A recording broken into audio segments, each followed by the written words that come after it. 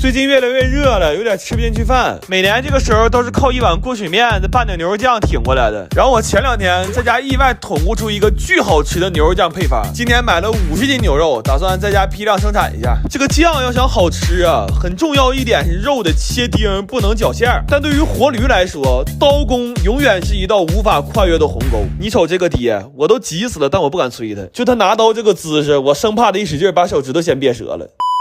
完切肉没意思呀，就开直播来着。我爸那天也看了，但咱不知道他咋看的，迷迷糊糊的就以为我们在家串串呢，拉着我妈、我姑、我姑父就过来了。到这发现不是串，但羊入了虎口，我不可能让他们走。这盛世如我所愿呢，全家都让我摁着了，扒蒜的、扒花生的、切肉的，真是老话说得好，在家靠父母，出门他还得靠父母。主要是上一次徒步搬家之后吧，我个人这一块确实没什么朋友了。后来11点多就给他们放回去了，也没让他们空手走，一人都贴好几贴膏药。完我爸说在家看直播那个手机太卡了，正好我前2天在转着买了个2手的苹果11，顺手给他了。我买才花1800，用的跟新的差不多，但是比新的便宜2000多。他们还有认证的验机报告，7天不满意包退，完还免费保修1年。想换手机的赶紧去看看。然后切辣椒的时候我有点用力过猛，怼坏好几个手套，手疼了好几天不说，3天没敢站着尿尿。完我弟说遇事还是先保大吧，这活就继承给他了。但他的智商啊，远比他的精神更让我感动，因为我仔细看了一眼他这个装备，这怕崩的地方不都在外面露着呢吗？后来炒酱的时候都早上7点多了，我寻思1个小时就能炒完呢，结果炒了4个小时。我第一次用这么大锅炒菜，甚至还找着点食堂炒大锅饭这个感觉。盛的时候我眼泪都要掉下来了，这30多个小时真不白干呢，空口吃都贼香。把家里所有罐都用上了，还有一大锅没盛呢。已经通知来取的人自己带盆了，完也告诉他们了，也备点信封啥的。因为这顿下来吃饭就剩我们哥俩了，这回还只是少俩人，没准下一顿就直接多2桌了。我就说那意思。我最近发现个商机，那超市动辄几十上百一瓶的椰子油，居然在家用老椰就能做。老椰子多便宜啊，200块钱能买30个。今天要把这事整明白了，那下半辈不掏上了吗？但是老椰子椰汁不太好喝，完还不舍得扔，就先把水取下来留着看看玩意能干啥，然后找个不讨厌的地方把椰子壳摔了。后来取椰子肉可遭了大罪了，这点活从天亮干到天黑，一个整块的都取不出来，就感觉别人买的老椰都是来报恩的，我买的都是来讨债的。问题这才第2步啊，我们就已经快缺氧了。我当时满脑子就想起一句话：先帝创业未半而中道崩殂。后来给石磨端上来，我们一下又兴奋了。该说不说的，驴还是有使命感，就看着石磨，我的 DNA 就动了。我的目标是石磨传3代，人走磨还在。然后我们就这么一圈一圈磨呀，但是下的非常慢。后来大概是半夜1点半吧，有个网友说这油凝固的比较快，你们拿热水试试。我们半信半疑的试了一下，发现真的通畅了很多。那么也就是说，我们头前磨了5个小时，全磨错了。得亏当时直播了呀！我决定配个手机，以后专门直播用。再转着买了个2手的苹果11，我寻思4000多呢，完再花1800，用着跟新的似的，完比新的还便宜2000多。浅试了一下，玩游戏不卡，耗电也不快。他们还能提供验机报告，而且免费保修1年。有想换手机的，推荐你们去转转看看。然后椰肉呢，一共是磨出这么些汁儿，先磨出来的已经凝结出很多油了。我一看就这个成色，过了这一宿我不是发了吗？还筛出2盆椰肉，但我现在已经看不上这点玩意儿了。等天亮找裁缝给我买风筝枕头送去。然后按教程说，这玩意就这么一直熬，血熬干了就出油了。我就老老实实站着熬啊，这一大锅熬了4-5个小时之后，水是熬没了，但油也没出来呀，这不熬出一锅浆糊吗？但我没死心，我又熬了1个小时，这浆糊里也熬出油来了。问题这油一股糊巴味儿，我们唯一得到那点椰油，居然是最开始撇出来的那点沫。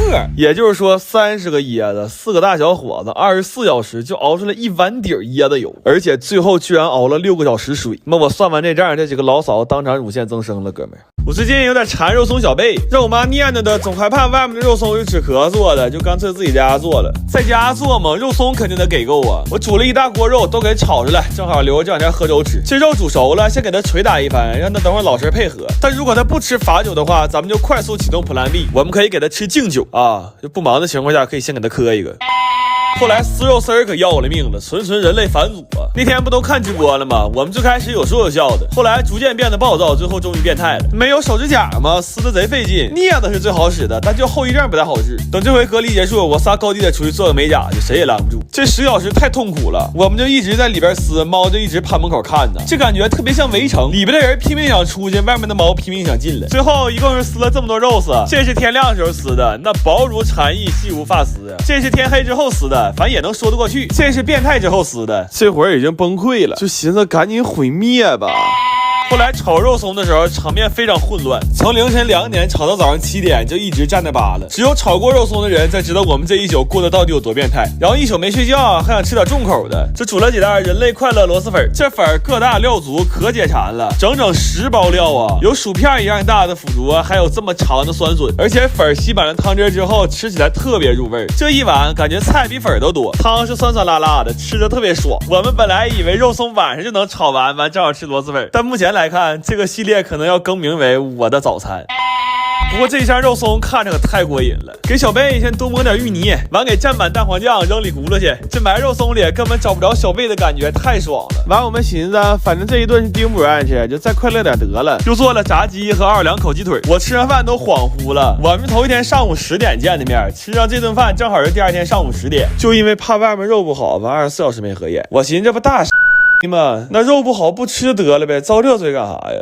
我前2天看纪录片，看着一个给老佛爷吃的菜，相传老人家晚年牙口不太好，吃不了肉完还干着急。他吃不着肉，御厨也着急呀，就琢磨把肉给他塞到6豆芽里，于是就有了这一道银牙酿肉。但因为制作难度很大，所以选角也很严格。我们按照流传的标准，用4个多小时，在将近1万根豆芽里才勉强选出572根，然后要想招把这些豆芽掏空了，再往里塞肉。就这会儿我一度怀疑过，这真是一道宫廷菜吗？这不纯变态吗？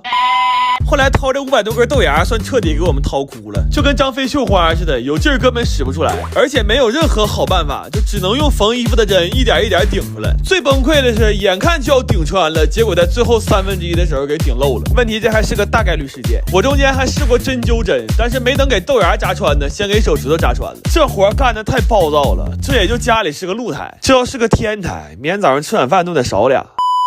我们干了7个小时，那500多根只穿成功了264根，然后就要往里塞肉了。但没寻思干这么慢呢，那肉在冰箱放都快2天了。好在搬家之后新换了个美的微晶501冰箱，它有一个微晶1周鲜抽屉，肉放在里边冷藏保鲜1周，还和鲜肉一样，拿出来不用解冻，直接就可以烹饪，就像给肉头等舱一样的保鲜体验。有了它以后再也不用吃冻肉了。然后我们人脉有限，实在是没有当过公公的朋友，就准备了3种肉，寻总有一种能跟老佛爷对上。但是这一步比上一步还变态，往里塞火腿，差点没给我眼珠塞瞎了。肉泥可以用针线或者注热器，但是依然有被捅破的风险。到最后那1万根豆芽就穿成功了76根，做了20个小时，痔疮都快犯了，结果就整出3个1来，1天1宿就干出1口，我吐了我。